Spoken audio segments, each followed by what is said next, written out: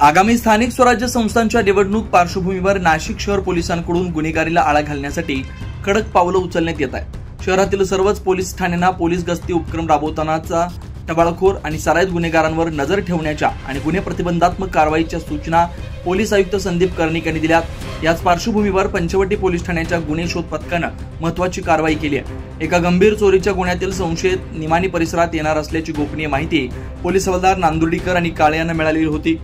त्यानुसार सापळा रचत पोलिसांनी दोघांना ताब्यात घेतलं। रिकेश सोळंकी आणि निलेश धनगर अशी पोलिसांनी ताब्यात घेतलेल्या दोघा संशयितांची नाव आहेत। पोलिसांनी त्यांची कसून चौकशी केली असता त्यांनी सदर गुन्ह्याची कबुली दिली असून यापूर्वी या दोघांवर मसरूळ पोलीस ठाण्यात अनेक गुन्हे दाखल असल्याचं समोर आलंय।